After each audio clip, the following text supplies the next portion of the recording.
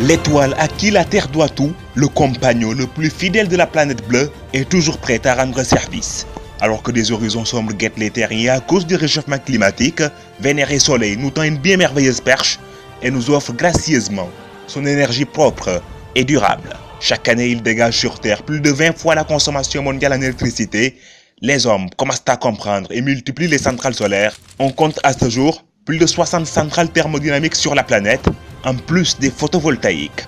Des dizaines sont également en construction un peu partout dans le monde. Les centrales thermodynamiques qui produisent de l'énergie à partir de l'eau représentent 70% du solaire mondial, alors que les photovoltaïques de l'énergie sans eau ne font que 28%. Le Sénégal n'est pas un reste dans le solaire. Chaque année, notre pays reçoit 3000 heures d'ensoleillement, un potentiel qu'on a enfin décidé d'exploiter. Désormais locomotive du solaire en Afrique de l'Ouest avec Bokol et Malicounda, 40 MW au total, le Sénégal ne compte pas s'arrêter en si bon chemin. En 2017, plusieurs nouvelles centrales seront implantées dans le pays. Sankumere 29,5 MW, Kaon 20 MW, Sakal 20 MW et Dias 15 MW, ce qui portera au minimum à 153,5 MW la production nationale en énergie solaire au Sénégal, soit un peu plus de 15% de la production nationale en électricité. L'État du Sénégal économisera beaucoup avec le solaire, sur les dépenses publiques en électricité par exemple, 10 à 20%. La logistique solaire ne fonctionne tout de même pas ad vitam aeternam, elle a une durée de vie limitée, soit celle d'une génération. Les photovoltaïques de Malicounda et Bokol n'auront pas plus de 25 ans d'existence, faudra juste en reconstruire d'autres à date échue. Quoi qu'il en soit, le Sénégal est leader en solaire en Afrique de l'Ouest, comme l'Afrique du Sud en Afrique australe, et le Maroc en Afrique du Nord. Le Maroc justement est une référence sur le continent avec son centrale thermodynamique à miroir incurvé. Nord, il peut se targuer d'avoir la plus grande centrale solaire au monde.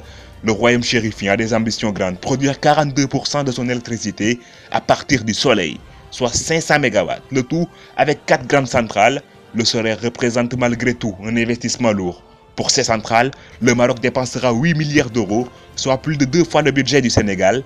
Les centrales occuperont 2500 hectares de surface et vu qu'elles sont en thermodynamique, elles consommeront 2,5 à 3 millions de mètres cubes d'eau par an. Mais ce n'est seulement que la consommation en eau sur une journée à 4 280 000 Marocains. Si le Maroc reste un exemple en Afrique, le continent noir reste très loin derrière les autres sur le solaire.